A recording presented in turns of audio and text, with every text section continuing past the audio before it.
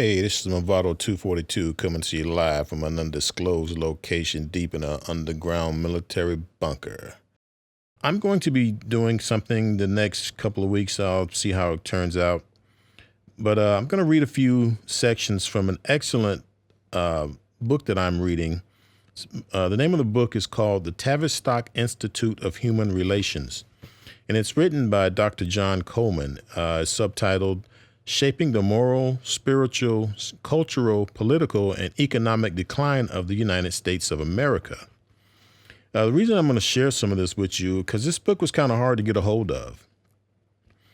And so I'm going to share some of it with you. If you can find a copy, maybe well worth your time to pick it up and read the whole thing. So we're going to pick it up here in chapter 4. The reason I like it so good is because you don't have to read it in sequential order. You can pick it up in any chapter almost and just, get some excellent knowledge, that things that you probably didn't know or didn't even dream of happening or occurring. So chapter 4 is social engineering and the social scientists. Now, we often hear this term social engineering, but I don't think a lot of people really have an idea of the breadth and scope of what social engineering entails. So, Dr. Kurt Lewin was the chief theoretician of Tavistock, who specialized in the teaching and application of topological psychology, which was and remains the most advanced method of behavior modification. Lewin was assisted by Major General John Rawlings Reese, Eric Trist, W.R. Bion, H.V. Dix, and several of the greats of brainwashing and social engineering like Margaret Mead and her husband, Gregory Bateson. Edward Bernays was the top consultant right up to the time George Bush was placed in the White House by the Supreme Court. We do not want to get too technical and thus will not get into the specifics of how they apply the new sciences. Most will accept the generic term of brainwashing as an overall explanation of the activities of this, the mother of all think tanks. It will come as no small surprise to learn that Lewin and his team founded the Stanford Research Center, MIT, and the National Institute of Mental Health, among scores of other institutions fondly believed to be American institutions. During the course of years, the federal government contributed millions upon millions of dollars to Tavistock and its expanded web of interlinking institutions, while corporate America and Wall Street came up with the matching amounts.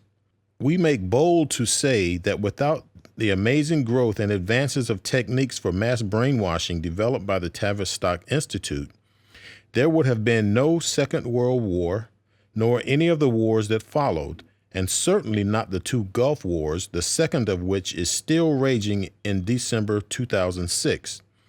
By the year 2000, there was hardly any aspect of life in America into which Tavistock's tentacles had not reached, and that included every level of government, from local to federal, industry, trade, education, and the political institutions of the nation. Every mental and psychological aspect of the nation was analyzed, recorded, profiled, and stored in computer memory banks. What has come out of this is what Tavistock called a three-system response: how populations react to stress resulting from contrived situations that become crisis management exercises. What we have in the U.S. and Britain is a government that creates a situation viewed by its citizens as a crisis, and government then manages that crisis. An example of a contrived situation was the Japanese attack on Pearl Harbor in December 1941. The attack on Pearl Harbor was contrived, as previously explained herein, with the transfer of Rockefeller cash to Richard Sorge, the master spy, and then to a member of the imperial family to prompt Japan to fire the first shot so that the Roosevelt administration could take the United States into World War II. The economic strangulation of Japan by Britain and the United States unilaterally disregarding their trade agreement, choked off the flow of essential raw materials to the island factory that was Japan, had reached a point where a decision was made to put an end to it. Tavistock played an enormous role in crafting the massive anti-Japanese propaganda that swept the United States into the war in Europe via war against Japan. Unbearable economic pressure was put on Japan, while at the same time the Roosevelt administration refused to negotiate until the Tokyo government could see no way out but to attack at Pearl Harbor. Roosevelt had conveniently, obligingly shifted the Pacific Fleet into harm's way, moving it from its safe haven at San Diego to Pearl Harbor for absolutely no valid or strategic reason, thereby placing it squarely in reach of the Japanese Navy. Another example is more recent. The Gulf War that began when a hue and a cry was raised about Iraq's alleged stocks of nuclear and chemical weapons, the so-called weapons of mass destruction, or WMDs. The Bush administration and the Blair government knew the issue was a contrived situation, without foundation or merit. They knew that there were no such weapons. Indisputable proof existed that Hussein's weapons program had been nullified after the 1991 Gulf War, and through continued brutal sanctions. In short, the two Western leaders were caught out in a web of lies. Yet, such is the power of the Committee of 300 and the brainwashing power of Tavistock that they remained in office, notwithstanding the accepted fact that because of their lies, at least 1 million Iraqis and more than 3,800 American servicemen dead and 25,999 wounded. Russia's GRU military intelligence figures, of which 53% were maimed, with the cost in monetary terms as of October 2005 exceeding $550 billion. That should have resulted in their removal from office. The Iraqi death toll is the total of both Gulf Wars, of which the majority are civilians who died from the lack of food, clean water, and medicine as a result of the criminal sanctions imposed by the British and the U.S. governments under the cover of the UN. In carrying out sanctions against Iraq, the UN violated its own charter and from then on became a crippled institution lacking credibility. There is no parallel in history where a man holding the highest office was proved to be a liar and a deceiver and yet could remain in power as if nothing had stained his office, a state of affairs that demonstrates the power of the Tavistock Institute's long-range penetration and inner conditioning treatment of the American people that would cause them docilely to accept such a turgid, horror-filled situation without ever taking to the streets in rage. Well, did Henry Ford say that the American people deserve the government they get? If the people do nothing to turn that government out of office, such as is the right of the American people under their U.S. Constitution, then they deserve to have liars and deceivers running their nation and their lives. On the other hand, the American people may well be going through one of the three phases of what Dr. Fred Emery, at one time the senior psychiatrist at Tavistock, once described as social environmental turbulence. According to Emery, large populations groups manifest the following symptoms when subjected to conditions of violent social changes, stress, and turbulence, which can be divided into well-defined categories. Superficiality is the condition that manifests itself when the threatened population group reacts by adopting shallow sloganeering, which they attempt to pass off as ideals. Very little ego investment takes place, making the first phase a maladaptive response, because, as Emery stated, the cause of the crisis is not isolated and identified, and the crisis and tension is not abated but continues for as long as the controller want it to last. And I'm going to interject something here. I think that's called the strategy of tension. The second phase of the crisis reaction, since the crisis is continuing, is fragmentation, a condition in which panic strikes, social cohesion falls apart, with the result that very small groups form and attempt to protect themselves from the crisis with little or no regard for the expense or cost to other fragmented small groups. This phase Emery calls passive maladaptation, while still failing to identify the cause of the crisis.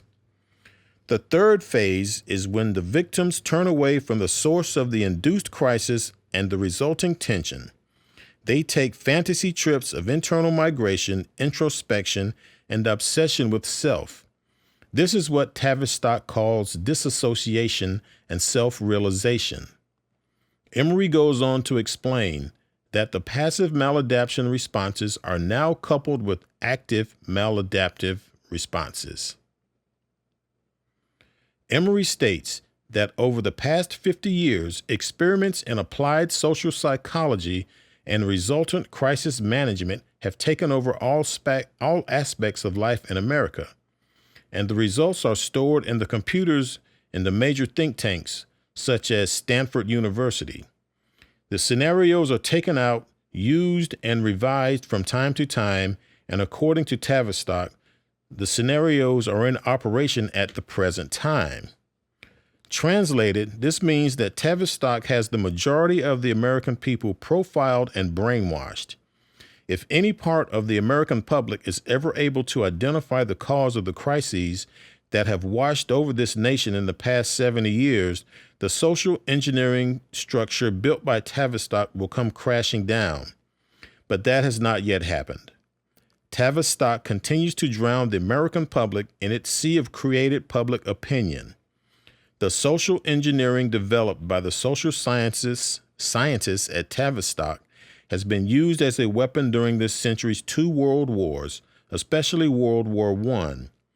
The pollsters who developed it have been quite frank that they employ on the American population the same devices and methods used and experimented with against enemy populations.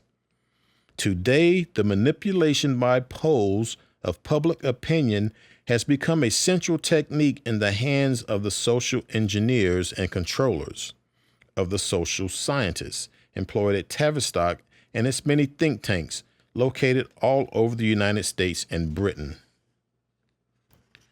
Wow. So that last part really should have hit home. I think we saw a perfect example of manipulation by the polls here in the last election. So that was one section. I'm going to try and pick out another chapter that's really relevant to what's happening today. Knowing the history, knowing the techniques and tactics that are being employed against us is the only way we're going to make any headway in this struggle. They've had many years of practicing unbeknownst to most of the populace. A lot of people are starting to wake up to these schemes, but for the most part, they've flown under the radar, and people don't even know that they're being manipulated. So once you begin to know how you are being manipulated, you can recognize these situations, these contrived situations. We saw one here recently with the attack, the so-called gas attack in Syria. Yeah, I think we're witnessing contrived situations in North Korea with the Russian hacking, with China, with everything that's going on where there's conflict. Just think of how those situations got started. So, when you are aware of their tactics, when you know what the enemy or your opponent is trying to do, you are better prepared, better able to respond from a position of power as opposed to a position of fear. Fear opens the mind to programming.